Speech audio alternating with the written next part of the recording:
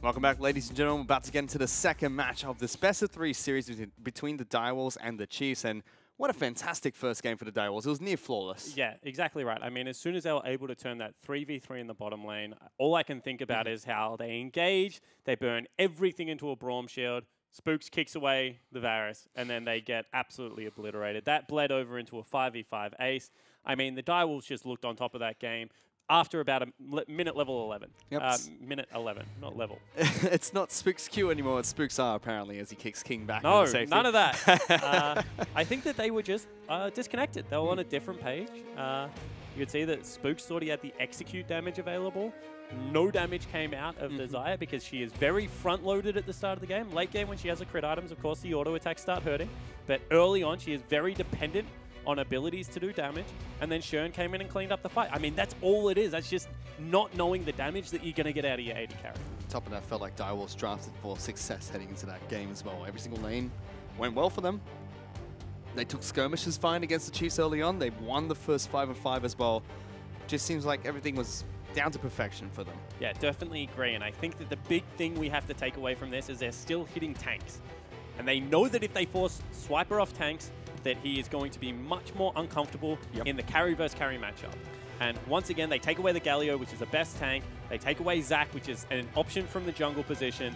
And now the onus is really on the Chiefs to get something rolling in an early game to be able to close this out. They certainly have to. The Chiefs' 3 bans were Kassadin, as well as Tahm Kench and Fiora, hitting the bench very early on against Chippies, Zyra, Galio, and Zac, the last 3 bans. Yeah, as soon as you have Chippies in the top lane, you have to respect the Fiora because they can last pick it on the first round of rotation, then ban away things like Jace as well as the Kennen, and there's nothing else that's really going to be able to deal with it. So it's a good ban. However, you don't like to have to see it come out so early. Also, I think this Ashe pickup is a read against the Tahm Kench because as soon as you take away TK, you know they want to play pick.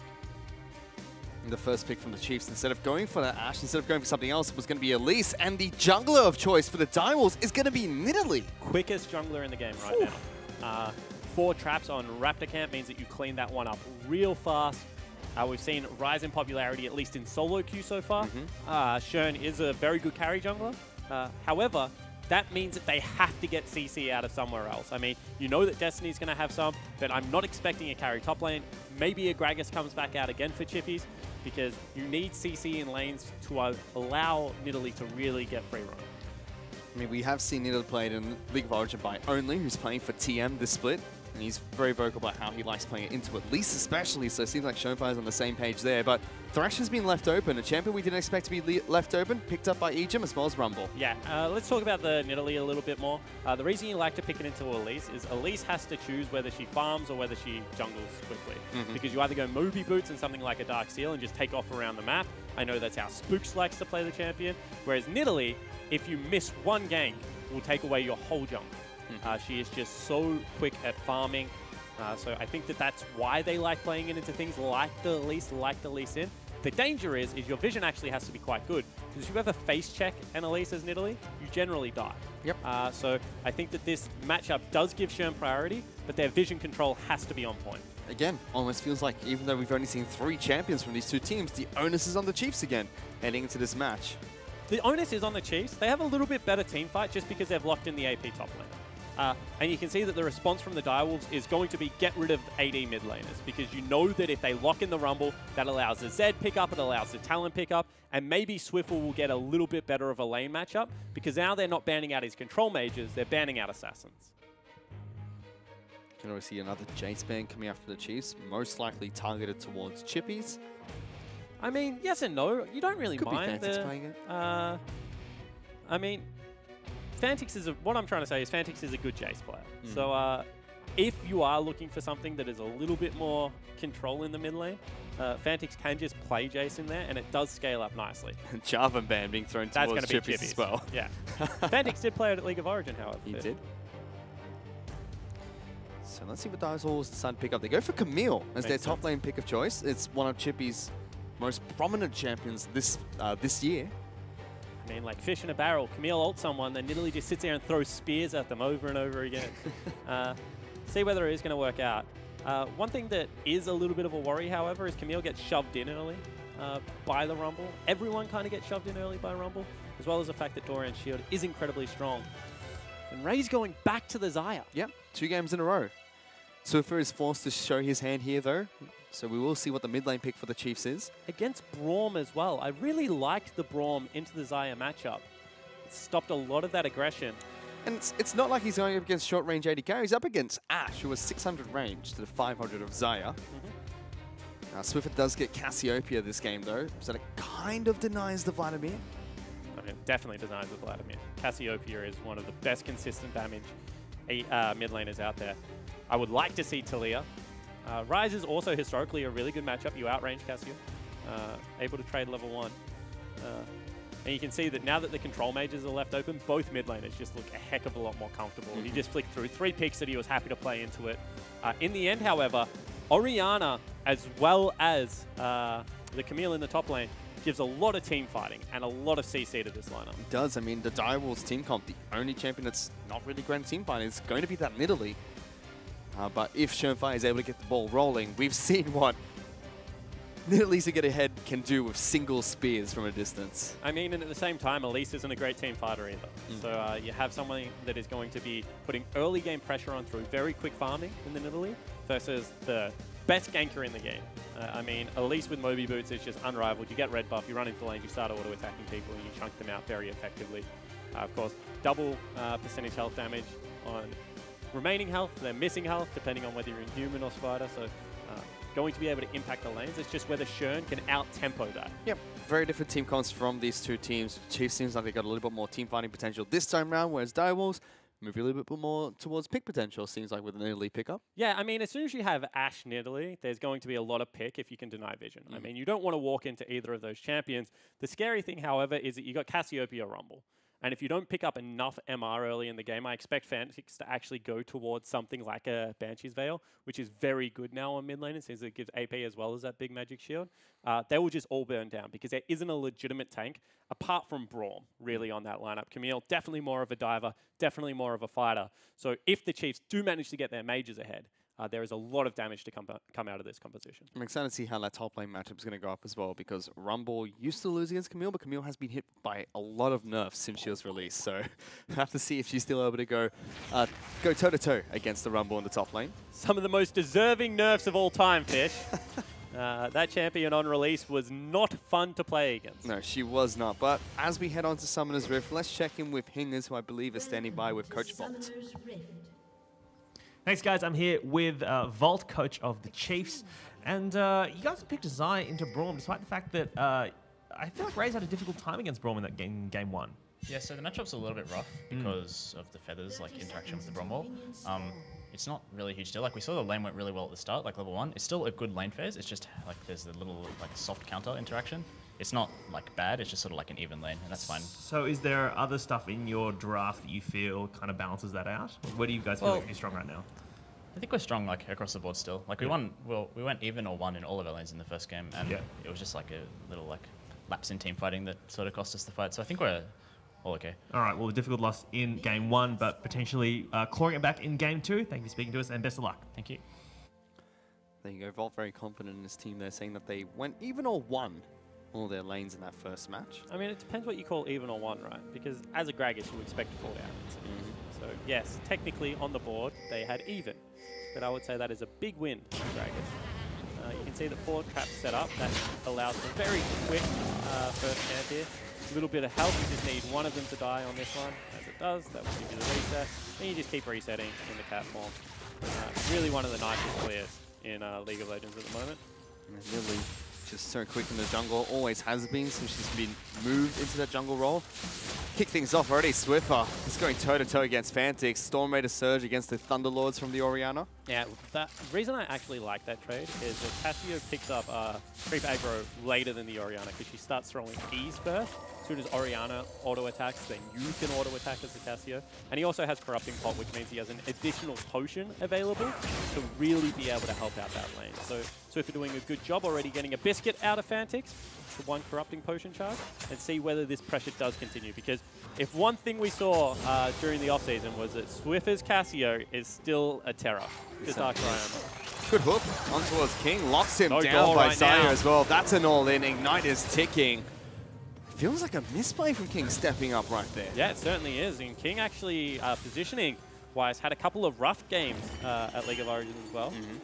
Raze gets spotted out there, will take over the blast cone. I like that because it does mean that Nidalee has to hop over the wall if she wants to come in. And you can see that they're right. This lane is still a shoving lane. There's still a lot of pressure out of Egypt. So I like the fact they stuck with it. It's just whether the team fights are affected the same way, because I feel like Raze... Ooh, good hook. Going towards Destiny. Good lockdown, even through the shield. Raze just does way too much damage, especially when the feathers come back. Ooh, that's what I was going to say. That was actually a really cool interaction. Is now we've got a gank. That's a cleanse being used by Fantix, flashing early, but Spooks is right on top of him. Good spear coming out from Schönfire. Flash forward, first blood picked up by Swiffer. Fantix is going to be taken down, and look at that Schönfire. He's able to get a kill back and flash over the wall to get away. Yeah, really nicely done there. It is, however, going to be a kill on the Casio versus a kill on the Nidalee. And if you're going to trade that, you would rather the hyperscaling team fighter get the kill on the Chief side, as well as the fact that, ooh, actually, top lane. Yeah, that was a Swiper solo died. kill. Chippy's got a solo kill on towards Swiper, doing that gank in the mid lane. So, good gank from Spooks, but great return kill from Schönfire. Let's have a look at this one. So it actually, I want to see who died first, because I actually didn't see who got the first blood. I just heard the call. So you can see Swiper, actually it was Swiffer that picked it up. And Chippy's just doing a really nice job there of sticking with the play. Swiper, why did you turn back around? Ooh, questionable decision there. But good play from Chippies, picks up a solo kill in the top lane. Swiper does the right thing, however. The lane was slowly pushing into him, so not going to teleport back. Can hold it for a level 6 gank, potentially bottom lane. So you have to give credit for Chippies for picking up the solo kill, but you also have to respect the fact that Swiper didn't just tilt off the face of the earth. Chippies does the exact same thing. He moves towards, straight back towards top side of the map. Understands that that gold lead will probably be equalized thanks to the minion wave, but happy to just keep his teleport up. Yeah, and we'll see whether the lane is pushing heavily into Swiper and allowing him to freeze, or whether he's going to have to push out. The thing about Rumble is you generally don't have a great freeze. The last hitting is fine, of course, but you do want to be pushing up and applying pressure in that lane. Sword and shield build, and now Ori in big trouble again, although Nidalee is here. The grounder's going to keep Fantix in place. Swiffer's trying to look for a good cocoon. Gets a lot of damage down. That's a dead Orianna. Schönfire couldn't find a way to get into that fight. I mean, tried and true. Just gank Swiffer's lane. That seems to be the game plan right now out of Spooks. Nothing fancy about it. None of this power farming. You can see he's actually 23 CS behind the Nidalee, but just continues to gank, continue to output pressure. And you will be able to keep up in that gold as well as farm experience, and continue to get Swiffer ahead. And Chiefs have a lot of pressure bottom lane as well, so it puts even more pressure on Stonefire. The only way the Dials have any form of lane that's winning for them is top side of the map, where Chippy's picked up that solo kill, but still 10 CS behind Swiper at the moment. And this is why I actually really like the content fan from the team, because I actually believe that Varus is Raze's best champion. And now we have more pressure out of Chippies. There's no flash for Swiper. Will dodge the spear, but walks straight back into more damage. Good damage from Schönfire. Swiper tries to turn around for more. Yeah, he's going to have to back away. Spear was actually quite close. I actually think King is a better Varus player than he is an Ashe player, is what I was trying to say. And you can see now Fantix is just in a world of trouble. Swiffer just wants to go toe-to-toe every single chance he gets. Fantix is going to have to be a little bit cautious. You can see that he's already 6 CS up in a lane that has 5 creeps pushing back towards him. He's going to be able to pick up all of that underneath the turret, as Casio's a want to do. So really nice play. Oh, misses one. But going back to that, you're mentioning a little bit more better of a Varus player here. Yeah, so when you get rid of Tahm Kench on the side of the Chiefs, you're generally showing the fact that you want to prioritize Ashe, in my opinion. Which means that straight away Direwolves had to pick that one up because they don't want to go into a kill lane, especially with Elise locked in as a jungler. So instead, they pick up the Ashe over the Varus, and I think that that is what is allowing Raze to now get ahead in this lane, because King showed at Origin that he is very, very comfortable still on Varus and had a good game one even when he was behind. Whereas for the side of Raze, we haven't seen anything from him because in Origin, he was playing mid lane. Certainly was. Actually had a quadra kill. Ooh, Schönfire's being caught, throws out a spear, doesn't find him, and Swiper gets an easy kill to Schönfire. This is how you play out lanes that you have a push in. And you can see right now they want to actually go for a dive on Fantix. Don't think that's a good idea because the Braum is right behind him, although Hook might land here. Oh, Ejim tries to go for the prediction, but a little bit wide. Yep. So when you have a legitimate kill threat against you, you don't stand at turret, you don't try and harass, you shove out the lane, you disappear into fog of war, you want to ult mid lane or you want to ult the jungler. Really heads up play out of Swiper there. Actually gets himself a kill back as well as a big CS lead right now. And I like it. And meanwhile, King in a lot of trouble. Bray's going to lock him down. Good hook from Ejim. They've already used Flash. Will take the Lantern back. Allows the Ignite to pick up the kill as well. Good play in the bottom lane. Fantastic play. You don't want to overextend for the kill. He knew it was going to go down for Ejim, and it denies this big creep wave away from the Ashe. So even though Raze doesn't get the kill, he still gets all this gold he's going to be able to pick up off the back end of the turret. Really nicely played.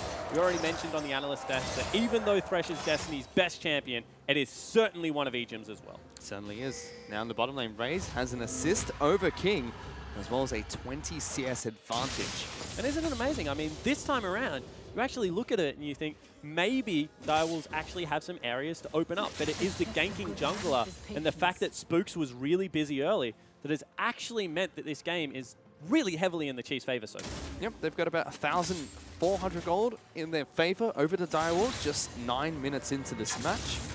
Mid lane Swiffer's looking towards his tier, as well as the Run of Ages nice and early. Fantix picking up his Lost Chapter and Double Duran's Ring. And if you take a look at the gold, it is actually more than, you know, just an 1,000 gold advantage. Because all of a sudden, Shern is still up, but it's in Nidalee, and we've already said she doesn't have access into the lane. That's 200 gold up as well. Everywhere else, it's going to be Swiffer with a meaningful advantage, 80 carry at this stage with a meaningful advantage. So this is how snowballs start, because the areas of the map that are winning are not the areas with high CC. They're the power farming areas that you expect, but the Chiefs have got a very good team fighting comp with Xayah, with Cassiopeia. So the advantage is more than a foot. They're going for a dive on towards Swiper, who has already used the ultimate trying to clear out the wave. Good turret jungle coming out from the walls. They pick up an easy kill on the top side of the map. But this is what they have to be able to do. They have to be able to get the split pusher ahead, because if you know that you're falling behind in what is the team fight, you have to be able to... Let's hold that. Ooh, Spook's going to jump straight on top of Fantix. Goes in, very low, repels away the final turret shot. Swiffer's going to have to take that one. Shockwave, as well as the arrow from downtown. Swiffer, where are you going? That's not your base. And all of a sudden, they feel pressure to force because they knew that Camille had a play on the top side of the map, and they give away 2 kills. One of them was an assist by King as well on an arrow from downtown. And actually, Chippy's just behind you guys. You might be in some trouble. Destiny's going to get hooked up. There's an exhaust nice and early on towards Raze. Locked down by the ultimate. Goes in vulnerable, picks up the lantern. But here comes Chippy's big play from Ejim. Knocks him out of the animation. Off the wall you go, Chippies. Just swatted like a little spider. Yeah, that was beautiful out of Ejim. That definitely saved Raze's life. However, you have to take another look at that mid lane play, because the Chiefs would have been able to pick up first brick and force Fantix away from that turret. Instead, they just give up 2 kills for absolutely nothing. And Paul's coming out, I believe, from the Chiefs says we had some eyes on Ejim, who was talking over towards the refs. Unfortunately, we'll have to see what's going to happen, what's happening here. We'll try and get back to you guys as soon as we can. And that man on your screen, Fantix, has turned into an absolute monster. He has. He's always been a great player, but... I mean, he looked like the best top laner at State of Origin. Certainly did. I mean, had 3 Flame Horizons, I think, in the last 3 games. Definitely was set up through success in the pick ban phase. But he was known for being a really good offline player, but not really as a LAN player. When Direwolves had managed to make it to the final and the semi-final, Fantix only really had that one great series in 2015 Split 1. Now, ever since we've bought everything offline, really is turned into a great LAN player. Every game at the OPL played here at the Riot Studios. He's played at League of Origin, at the ESL Studios as well. So he's got lots of stage experience under his belt now. I mean, every player that's come in has had that. We've seen lots of teams, you know, fall behind the first week when they finally started on the stage, and slowly towards the end of the split, work out those nerves, know that it's just a natural part of it. And we've finally got all this full strength rosters back as well. We're going to be able to see Abyss a little bit later on. They've now picked up Luch. They have all of that experience as well. Of course, Luch suspended for the first split. So now they're back to a full strength roster. They've been able to pick up Rosie. Kuden definitely didn't have a great split for them. TM now settling on a roster, a little bit younger, but they've brought in T-Gun. I mean, that guy's just on every young squad ever. If I say young squad, I'm like, and they have T-Gun. So it's really interesting to see how the OPL is really going to open up at the moment. And you can see that Direwolves, even though they fell behind early in this game, have been able to take some measures to really stop it snowballing out of control. They picked up a turret top. They're able to get the split push and Camille ahead. And now Fandix has been able to grab a double kill. But that was such a weird force from the Chiefs as well in the mid lane. Diving in between two turrets for Orianna, taking up so much damage and going even further after Spooks died. It was really questionable from them. I mean, I think what should have happened is as soon as they got the cleanse out, they should have turned around and just zoned 2 creep waves. I think that's a much better low-risk call, and it wouldn't have meant anyone fell down. However, at the same time, you understand where the pressure is coming from. They've just committed everything top.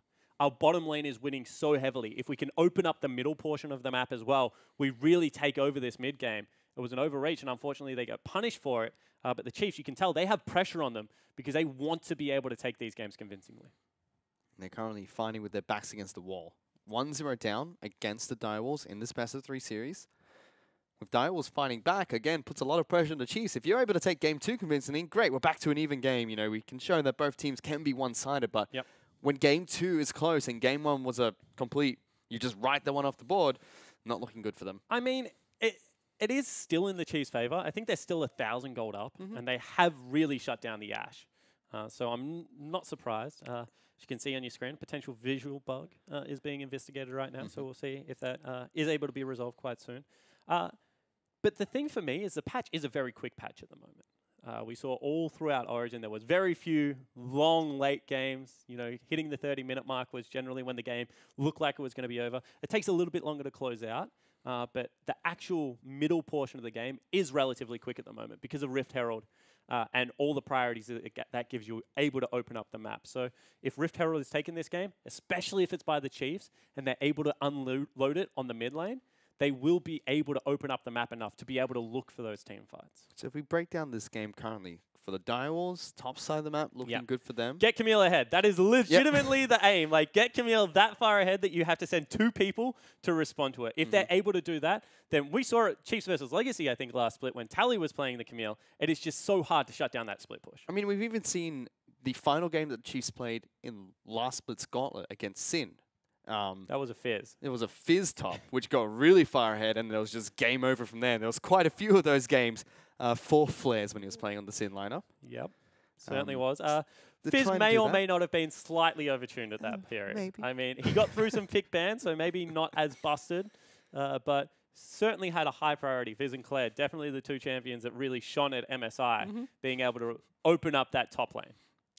And currently in this game, Shenfire he's still slightly ahead, but it's only 200 to 300 gold ahead of Spooks at the moment. Mid lane was where it was really big for the Chiefs. That's where Super was up 2-0. But now in the mid lane, Orianna's been able to fight back. She picked up 2 kills for herself, and is probably going to be able to neutralize that lane again. And the thing about Orianna is if you get your Orianna ahead, you always have a shot in a team fight.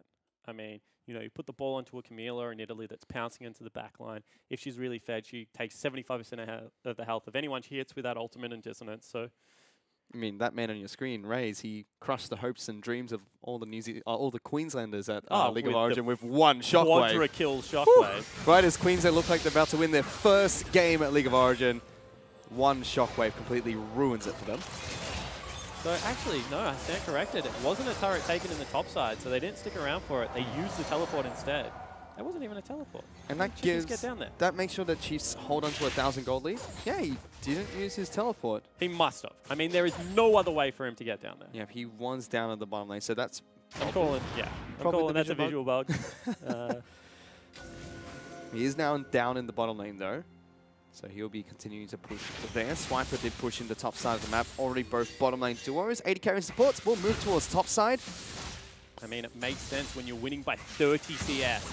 If they force a swap, you want to be able to match it. You can see that right now, however, because Shern is ahead, he gets first access towards the dragon. Now we'll get some deep vision as well. And Swiper needs to make sure he doesn't get turret though. He's carefully moving down towards this bottom lane. I mean, I think he just ulted from here. I mean, there's absolutely no point if you haven't seen Shern of approaching the Great Wave, although he will. I feel that if he didn't see Chippies use the E there, the hook shot, he would have had to. But showing that hook shot now, he has some time, but Nidalee already behind him. Yeah. So you can see Shern moves in, is actually level 9, equal highest level on the game. It's not great. Yep. King has fallen really far behind. Yeah, though. he's level so 6 far behind. to And level he's been 8. forced away again from the top lane turret. And there it is, Equalizer. This is why we love Rumble so much, especially if you're playing a heavy macro game, because you're just able to force them off turret. And now Raze gets another turret, solo gold. They move into the mid lane instead, however. Arrow thrown out, grounded being used there on towards the remainder of the Wolves.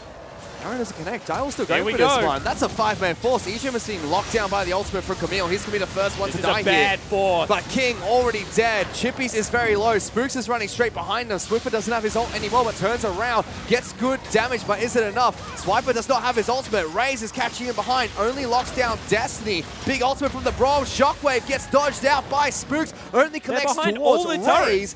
Sternfire is going to have to try and run away from this one. Chippies and Destiny trying to get out as well. Blast Cone gets Chippies over. Raze still chasing. That's an execute though towards Shern. Flash forward for Raze, but Hookshot gets Chippies back to safety. Really strange there out of Spooks, not burning the flash to pick up the kill. Instead, they just want the Rift Herald, but still bad force out of the Direwolves. They lose top lane turret. They trade equally. They lose tempo on the map now because everyone has to go back to base. That was a 5-man force. Similar to what we saw in the Chiefs game, honestly, with Swiper teleporting in. And now, off the back end of that, that should be mid lane turret falling down as well. I really want to see how Swiffer played that fight because they had a good opportunity to get a good ult off. Used it early. Still has both his summoner spells available. Yeah, I mean, when you're being dove on by 5 people, probably not all that much reason to use your summoner spells. As you can see here, was able to output so much damage on the back end. That was a good ulti. I mean, it locked Chippies underneath the turret and took away all the threat of him. I think that if he had have managed to dodge that spear, he probably would have flashed the wall, but instead wasn't able to do it. See, the closeout onto the rest of the squad was pretty clean from the Chiefs. So Chiefs now 2,000 gold up after that forced dive from the Direwolves. They have 2 turrets to none. Okay, now the ideal play here for the Chiefs is to get side lanes pushing and look for a pick mid lane. You've got yourself a Thresh that's going to be able to land a death sentence. You have the Grounded that is there. So if they can get both waves pushing and collapse on mid, that's when Spooks is going to be able to use the Rift Herald and you look for multiple picks. Instead it looks like they've pulled out Shern, potentially, who was looking for some deep wards. He'll jump away, gets back to safety. Both King and Destiny were standing on top of a pink ward, looking to see if they can throw out an arrow into the mid lane for an easy kill for Fantix. Shockwave back up and available for the Orianna. You can see that Fantix, with those 2 kills, actually caught up a lot in CS as well. Yep. They have left him alone in the mid lane. I mean, you take away that turret gold, and I believe he's ahead in that mid lane. Currently, it's 5,200. Yeah, he's 100 gold behind Swiffer. Yeah. Absolutely nothing in it. Top side of the map has gone back in favor of Swiper, though. He's 400 gold in the lead over Chippies. But it's, again, although it's a 2,000 gold lead, it's spread out so much that it's a component of an item for each person almost. It's not fantastic, still a lead that you'd love to have. The problem is that Swiper being up a component means that he can actually match the Swift. So you can see that right now, Chippy's only play is to collapse into Fog of War. Sure, he has a little bit of control over that side of the map, but Hex Drinker, not really what you want to itemize towards as a Camille. Definitely want to be able to go for early Trinity Force, earlier Tiamat for a little bit of wave clear. But King has fallen so far behind. He is 60 CS behind Raze. They see Fantix go back, so straight away, they get the wave pushing. They call out Rift Herald. Here he goes. Old mate Herald. Where's he going now? Woo! That turret's almost dead. Chiefs will be able to take down the mid lane out of turret, and a hook lands. Double play back in. Rumble equalizes to boot on top of Cassiopeia. Good shockwave. Turret will fall. Spooks will repel and get back to safety. Raze all the way in the front line. Snipes out Fantix underneath the nose of the rest of the Wolfpack. Yeah, really nicely done from Raze, and the confidence to play up like that is because of the Xayah ulti. You know when you have ulti available, they can't return fire. All of the wave clear is gone, and now the Chiefs can look into pressure at tier 2 with other lanes on the map pushing at the same time. They do lose Herald, so this is a little bit slower, but still without the mid laner, all that wave clear is just missing from the walls, and Ejim so close to hooking up King. Yeah, it certainly was, and all of a sudden, what was a close game just because of the Herald play, and this is what we're saying, this is how tempo is built now on the new patch, you're able to take down 2 turrets in the mid lane. There is no way that Direwolves can now, you know, shove in the wave far enough because Tier 1 mid is still available for the Chiefs to be able to get early access to River as well as the Baron area. It just becomes so much harder unless you can break that mid lane turret in response. And now Direwolves, they are well and truly behind the Chiefs. 4,500 gold almost behind the Chiefs. 7-7 in kills, but those 4 turrets are what separate these two teams. And again, out of Swiffer, we're actually seeing double mana stacking items on Cassio. He's very tanky. And Chippies might be in some trouble. Spirits is going to try and wrap around Chippies. Hook shots will still be available. Egypt plays him out of the hook shot again. Hooks him straight back up. He's going to try and flash away with his ultimate. Spirits not going to continue the chase. But still, what a big play from Egypt. Yeah, it certainly is. I mean, if he had have ignited there, definitely would have been able to pick up the kill instead. Held one of his summoner spells. Does trade his flash for Chippies. So I think that is definitely worthwhile. They will now have access to one of the mountain dragons as well. Died so quickly, I don't think anyone has taken a risk off. Dragon, as you mentioned, is available to be taken, and Chiefs move straight towards that objective. Mountain should fall here. Doesn't look like anyone from the side of the Wolves are here to contest this. And you have to applaud Boots in this game for being able to pressure the map hard enough to keep up with Churn. Definitely. I mean, we've spoken about it so much. Moby Boots Elite is not thrown out. Ooh, Churn. He's going to get caught out. Already used one of his pounces. Will pounce back over the wall. Then spin towards Swiper, looking for the play. Avoids the equalizer. A little bit poor positioning from Swiper. Dodges out another spear though. And Showfire says, all right, let's go back for this. Swiffer is there. Brom's there as well. He's ghosting for this one. Flash away from the poison. Good move by Shunfire. Yeah, really nice from Shunfire. However, does get forced out of the jungle. And I think this is a concerted effort from all of the Chiefs members to really protect Spooks. Because Spooks did so much work early game. He's 1, 2, and 4, 5 of the 7 kills. That now you have to defend his jungle and allow him to continue to farm up. Otherwise, Churn will get stronger. Swiffer picks up blue buff as well. That's going to be a very terrifying Cassiopeia to go up against in the mid game.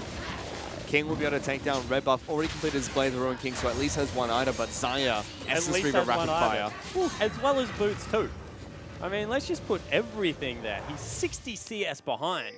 And if we know anything about King, it is that he does not like to be behind on Summoner's Rift. Nope. Without Boots too, he is very easily going to be able to be chased down by either Rumble or the Cassio in the side lane. So has to play so far back. Rapid Fire Cannon for Raze, going to give him that crucial range that Zaya needs as a very short range AD carry. We normally see them go for a Phantom Dancer next because of that short range, so the 2 Zeal items that mitigate that disadvantage almost. And the thing about PD is it just gives you much better dueling potential. So if Shunfire jumps on your head, if Chippies jumps on your head, it's going to be a big deal. As you can see, Bork is a very good item. It is. It gives you access to Baron because of the percentage health damage that you just saw, as well as very good sustain and attack speed at this stage of the game. Double dips a lot. However, without any real HP stacking members, is going to lose some of its effectiveness. Now the Chiefs are trying to bait Baron, but they haven't really done all that much due diligence. Scuttle Crab, potentially, or a ward there. If it's a ward, then they really should have swept the area. So they've kept Swiper bottom lane. He's going to continue to split push against Chippies, it seems, who's heading back to base. For the Wolves, they've kept King and Destiny top side of the map, holding that wave just off the turret. Going to push that one out when they can. King will head back to base for another shot. Chippies has a big buy, though. 24 spells, Hex Drinker. I'm curious to see if this is enough to take on Swiper, or is Swiper too far ahead now? Yeah, and the interesting thing will be when Swiper gets the Zhonya's out, because then you get Zhonya's ult that comes out and really nullify a lot of the pressure that Camille wants to put down in the 1v1. And now you can see Chiefs, with the fact that they have Cassio and Elise, they're going to start up this Baron, and they do it so quick. That is so fast. Fantix was spotted out with the command attack, but look at the position of the rest of the Wolves. Nowhere to be found. I mean, they can potentially shockwave it because Egypt is so Spooks is so low. Very, very low from this Baron. Shockwave connects onto 2. Egypt lands 2. Shunfire over the wall. Can't get the smite down. Secured by Spooks. They will take down Egypt, but he sacrifices life for that one. Flash over the wall by Raze. Fantix is low. Forced to be healed up by King. Swiper all the way in the back lines. Will get taken down. Swiffer's forced to flash over this wall. Raze going to town. Feather after feather after feather into the Braum. Goes on a killing spree. Baron buff and 3 kills for the Chiefs. So such miscommunication out of the Chiefs there. You could see that Swiffer wanted to walk around. Swiper wanted to go over. Just so much of disarray throughout the entire entire lineup. However, they get the objective. They're able to win the team fight on the back end, and they will have the Baron buff available on 3 members. So all's well that ends okay, but not the cleanest of execution out of the boys in blue. Definitely not. Still secures him a nice 6,500 gold lead against the Wolves. 3 minutes and 30 seconds of Baron buff to work with as well. Let's have another look at this. So Spooks took so much damage that Shern went for the steal and fell early, but Egypt had already gone over the wall, and that meant that as soon as the equalizer came out, I feel like everyone should have gone over, but Swift was like, I still don't want to burn my flash. All right, I'm going to have to. And you can see that this was a really key grounding because it stopped the hook shot, it stopped Destiny being able to go over the wall. So Swiffer really did save that team fight, but you feel if he had a flashed earlier, would have been even better. Definitely. A little bit lack of synergy there. Swiffer's actually gone back to base and picked up Banshee's Veil for himself. And we do finally see the Zhonya's Hourglass for Swiper. Banshee's Veil is just such a strong item on AP Major since it's been reworked. Chippies has been spotted out here by Swiper. He's going to hook shot away. And Ejim's actually Ray's there behind as well him. as Ray, so Hello. yeah, if we could say that, yep. Goodbye, Camille. Race just does so much damage, and now we're seeing the difference between a Xayah that was put behind versus a Xayah that's being able to pick up like 80% crit. Of course, going to be able to do so much damage with that E scales very well with crit. Is he going for rapid fire static shiv? He little picks bit up by Raze? I mean, both of them don't apply on the one auto attack anymore. That's what used to happen when, you know, Vayne could one-shot you with a tumble. They still give you some additional effects, just not the big one that uses it. Yeah. Ooh, that hook was so close. Yeah, almost locking him down. Shernfire will back off from that. Direwolves are trying to defend this bottom lane inhibitor turret. Mid lane is under siege as well. Swiffer moves over to give those minions Baron buff, so get some chip damage on towards the mid lane inhibitor turret. And you can see they're very comfortable because they know that Chippies doesn't have TP, so there's no way that a flank comes through. You feel that's the only real way that they lose a brute force fight right now, is if Chippies is behind and gets a big stun onto multiple members. Instead, they're just going to dance around. Swiper, you're not that skinny on the rumble. And this is where rapid fire kind of comes into play again. Ray's been such a sort of short-range champion. It's hard for him to siege, but when he gets that proc, just walks up, throws it at the turret. Yep. Good chunk of damage comes out. And just rinse and repeat until eventually the turret will fall. Also, there is a little bit of poke damage that comes out from spiders and harpoons, so it's not the worst. Ooh, Ejim still Actually flash for it. fishing with these hooks. You can see that's the poke that we're talking about. Yep. And actually engaging Oh, onto they've locked Swiffer. down Swiffer. He pops his ultimate, hits no one. Direwolves get an easy pick onto the Snake Lady. And now they have to run, and you know that the pursuit out of Shern is pretty good. Looks like they'll be able to get back. They got 80% of the turret health. However, Swiffer getting picked at a crucial time means that Chiefs still not able to break the base. And the meme lives on. No Swiffer, no clue. Chiefs will back off, retreat, wait to fight another day when their captain is back up and alive.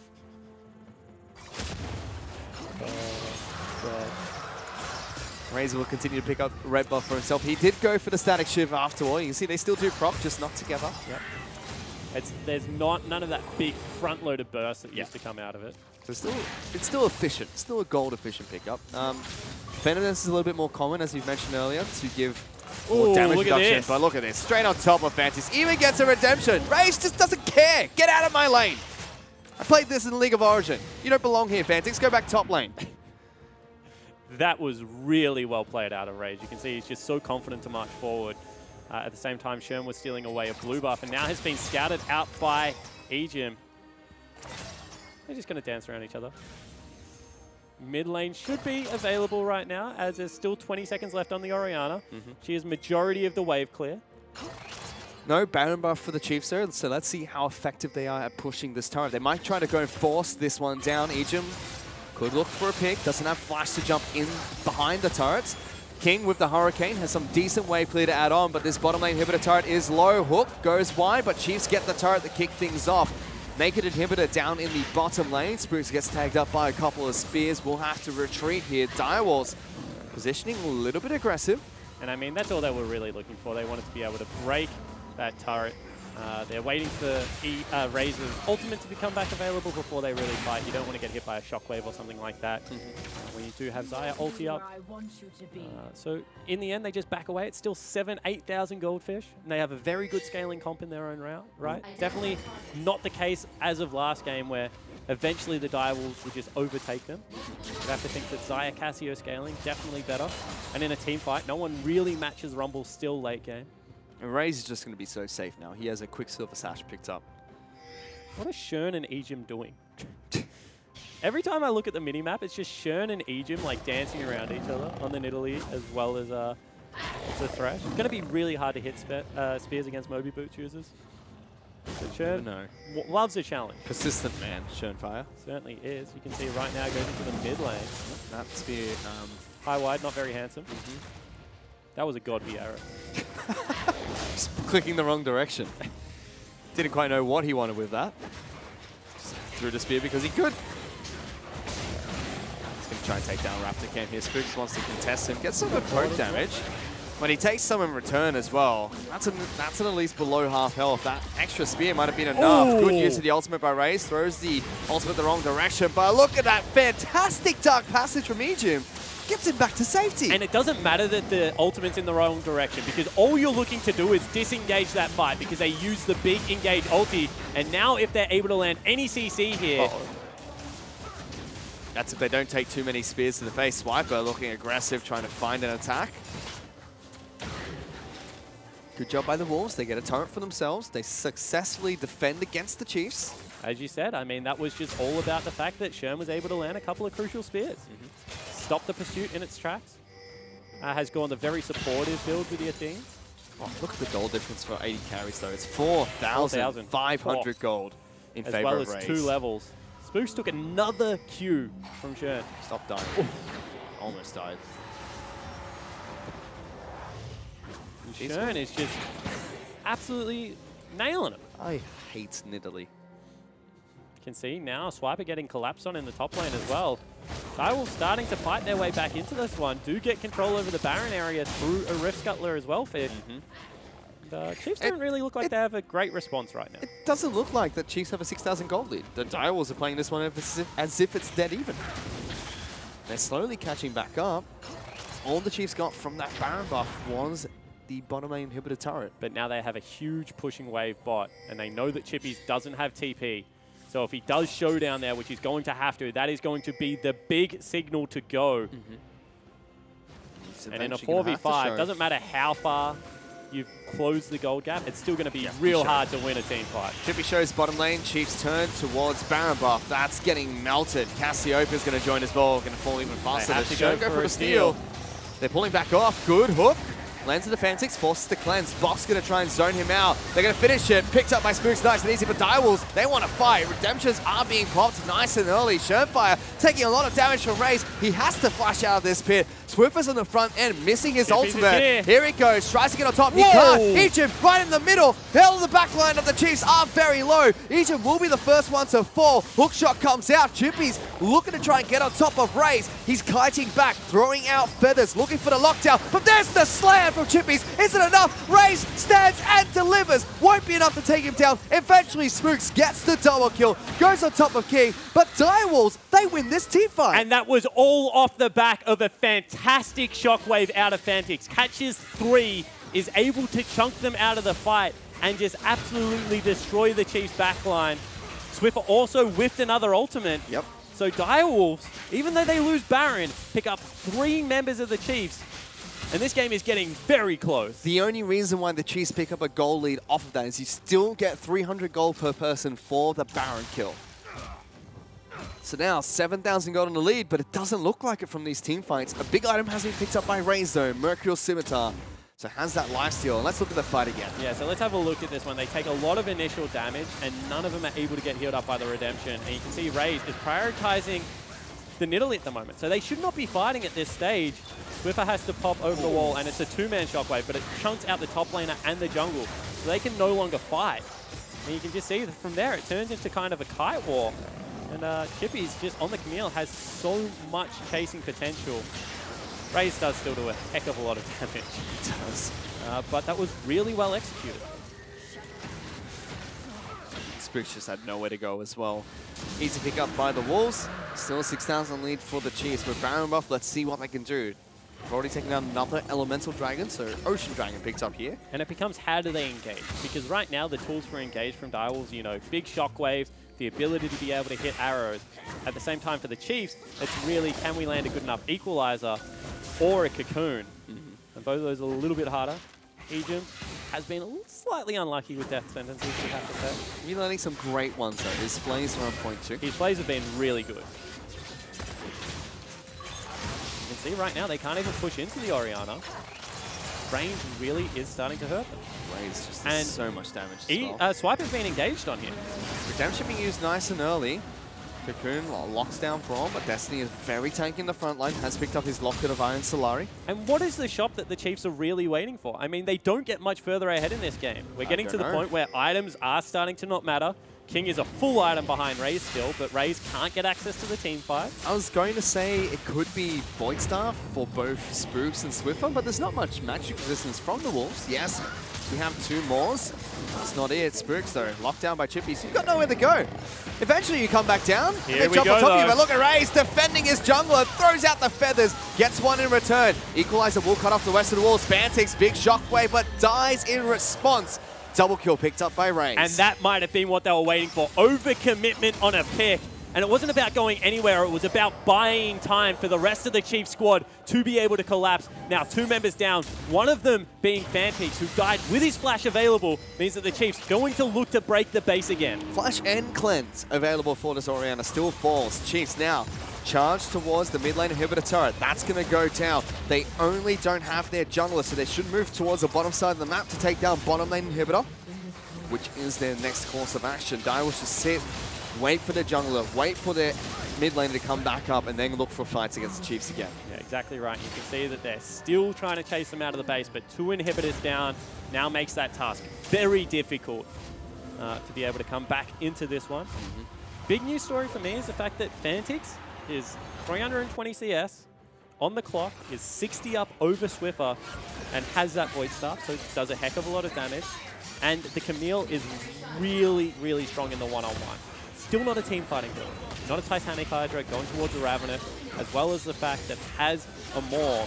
But as far as the one-on-one situation goes, Chippies is incredibly difficult to deal with. Certainly is. You can even see Spooks going for more of a tanky build here. Sold his Moby Boots, went towards the Ninja Tabby. I think that's smart. I mean, you get knocked out of Moby so quickly in these team fights. It's not really going to add anything. As well as the fact that you've got, you know, Chippies hammering on you, as well as King, who is still pretty damn far behind. You don't really need to get anywhere fast anymore. There's the Mormon Mordius popping up on your screen. Gives you a magic shield when you get low on health, as well as lots of lifesteal. That lifeline coming in can save you. You can see that right now, Direwolves have done a really good job of shoving bottom and mid out. So the Chiefs are dealing with those 2 waves. Bottom will push naturally because of super creeps. Swiper just giving the mid lane wave a helping hand. As soon as that crashes, there's no way you can defend this top lane outer. Unless you want to make your last heroic stand there. You lose a team fight in this situation, however, it is game over. So you expect Direwolves to start seeding a couple of objectives. Spooks looking for a catch towards Schönfire. Can't find him. Chippies' is bottom lane, does have teleporter. But the Chiefs take down the final objective, which is something Direwolves can't contest. Top lane inner turret. This is the final inhibitor turret they have to siege. And look how much damage Raze does.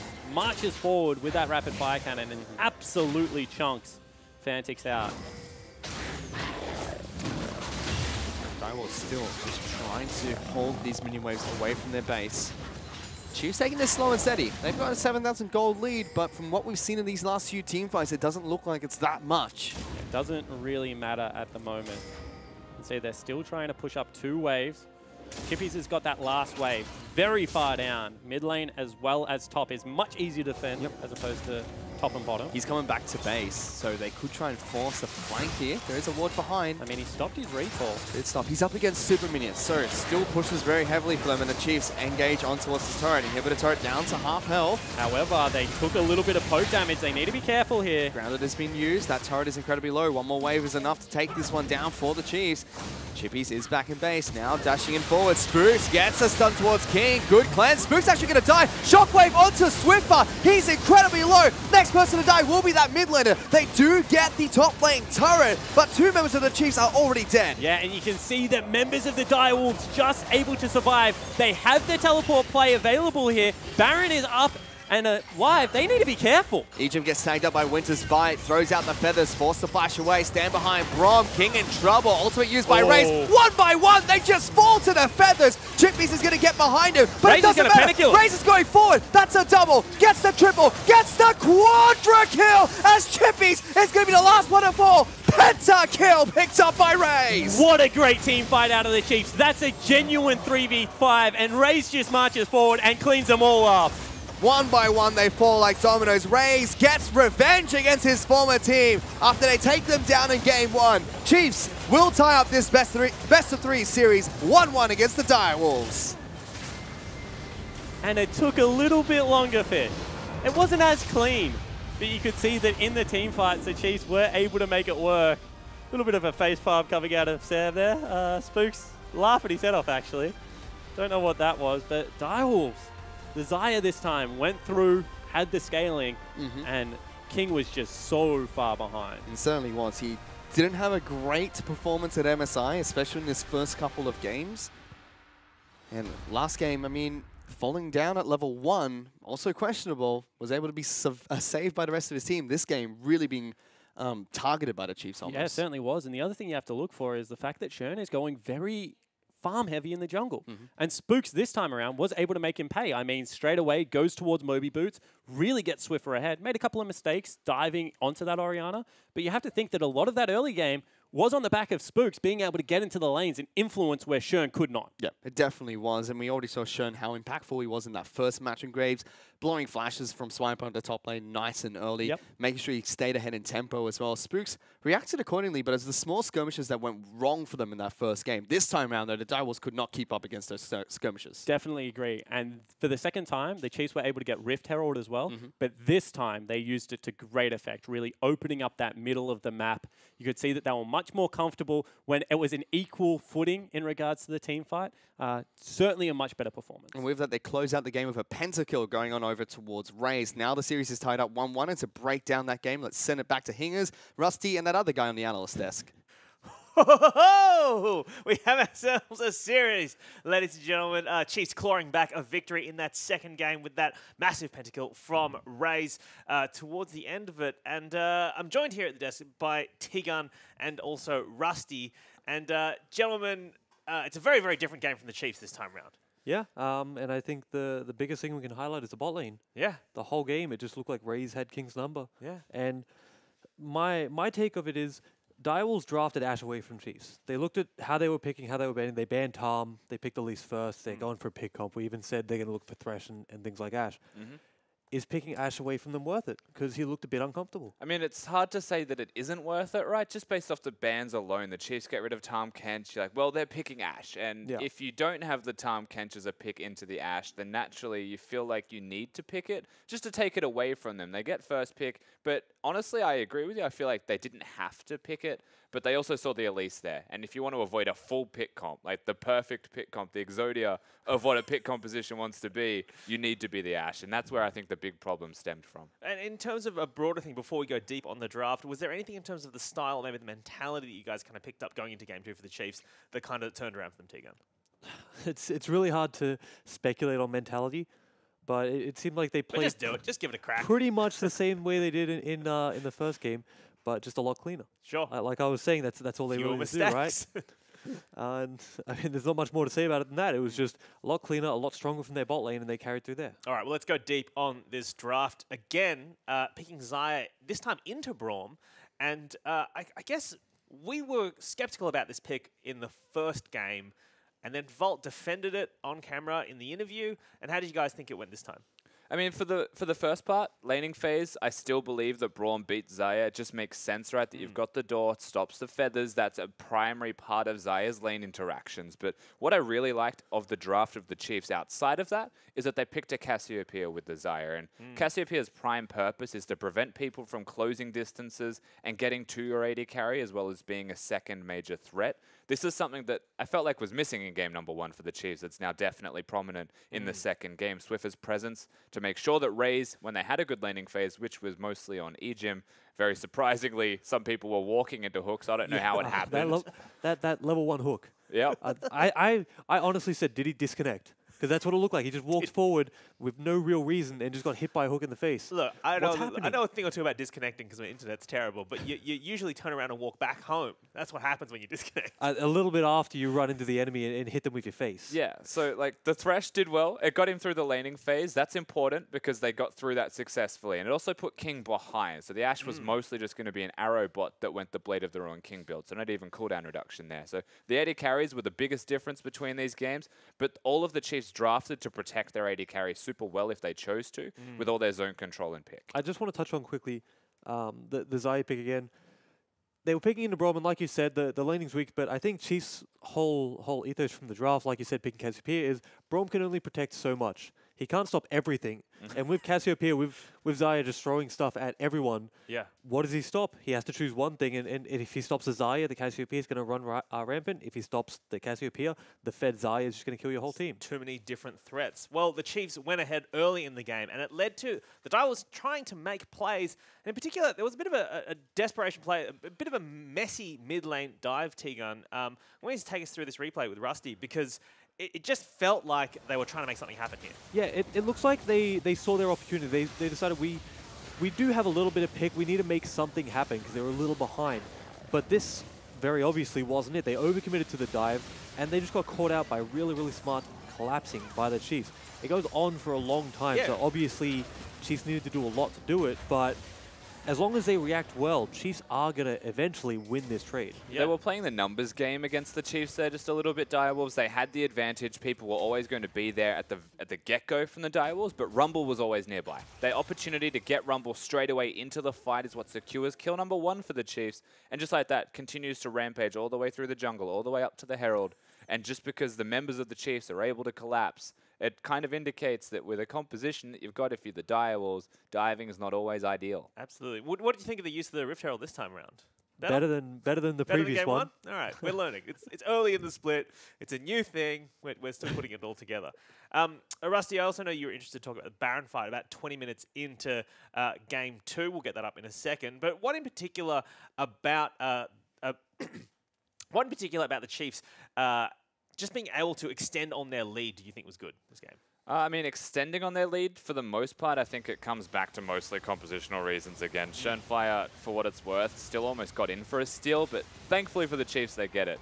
This is actually something that Spawn mentioned as well, the hesitance to go over the wall and accepting things. I note there's still communication concerns maybe for the Chiefs in there. But being able to get the Baron is the most important part of what their composition needed to actually accelerate the lead, push the game further in. They don't really run a tank composition. They were running for pick. And once you've got Baron, you won't lose lanes as convincingly. Split pushing is not going to work against your Rumbles. And then Dire will start having to have these desperate team fights in desperate groups. So obviously no one wants to take a team fight and lose 3v2, lose 3 versus losing 2. But you're saying that just having the Baron left on those 2 members was good enough? Yeah, 100%. Just having the buff means that they can still have tempo in the game, still have momentum and push it forward. Even if you only have it on one person, it's still worth it. He's absolutely right. As long as you have the buff, it doesn't matter. And it's even better if they got that onto a split pusher. If they were playing Camille, just like Chippy's was, and they get that on the split pusher, it's almost game breaking.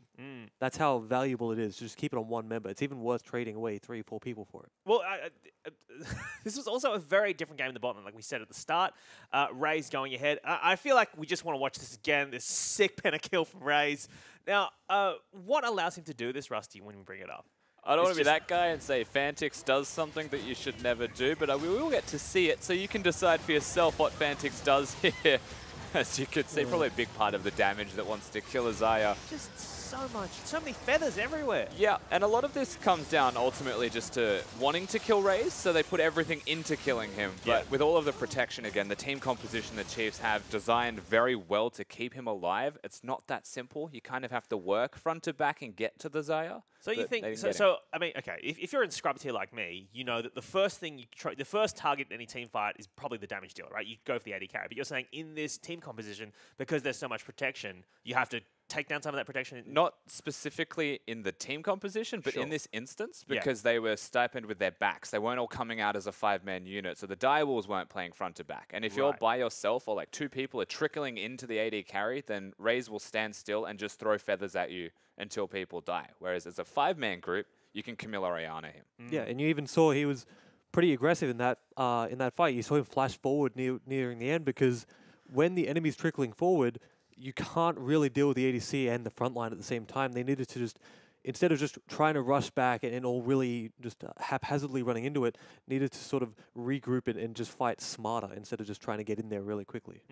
All right, let's take a look at the total damage done to champions across the board in this game. And I think we'll see that Zai's way ahead of everyone. Was that like 100K? Yeah, it's doing all right. Doing all right. It's not bad. Yeah, I mean, are we seeing this globally as well? Like Zai's just busted, or was this just a particularly good game from Raze? I don't think you'll ever see graphs like this consistently globally. Sure. Tripling your lane opponent's damage, that's definitely an outlier. And that's just an element of really good play by him and really good play by his team to make sure he's surviving through every fight. It'd be interesting to see the amount of damage done by Zai versus the amount of damage prevented by Braum, because presumably the Braum is there to soak up that damage.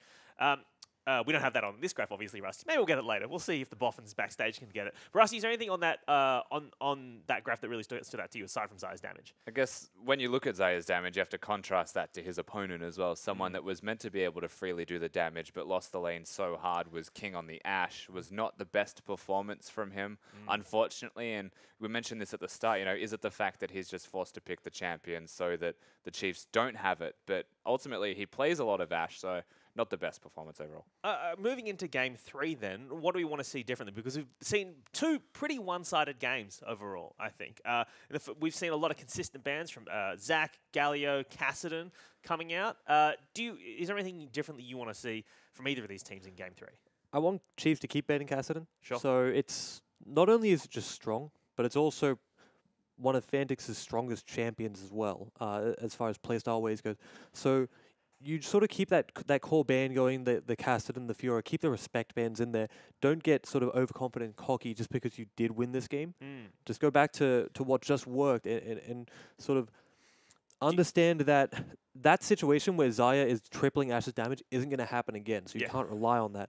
And you need to just sort of take it back and say, yes, you just went absolutely bonkers, but scale it back, go back to what's tried and true, and just play your game. Do you want Direwolves then to reban that Cassiopeia like they did in game 1, Rusty? Yeah, I definitely want them to still look towards it. Oriana and Cassiopeia were banned in game 1 by Direwolves. Both were picked respectively in this game, and Ori actually usually has a good lane. And so maybe Elise is the bigger problem when you want to highlight how it plays out. Schönfire, he is a farming jungler, and when Spooks is successful and getting ganks off, then it's going to be a bigger problem for Direwolves to contend with it. So perhaps the Chiefs will go back and just prioritize the Elise. Direwolves need to go back and say maybe it's the #1 ban priority because we want to win our lanes slowly. That's what the Direwolves mantra is all about. But you're already banning Zach, so you're already banning junglers. So then you add Elise to that as well. Then you end up in a position like you did in game 1, I guess. The difference is side of the map as well. So with the Direwolves being on red side, they're forced into those bans, whereas in game #1, the Chiefs are on the red side. They have to ban the Galio, they have to ban the Zach, or their opponents will pick it themselves. So there is a possibility coming into game 3 that the Direwolves will get the opportunity of the Zach or something else better. I'd also say Schönfire's champ pool is deep enough that they can do that. We saw him play Graves in the first game, if I'm not mistaken.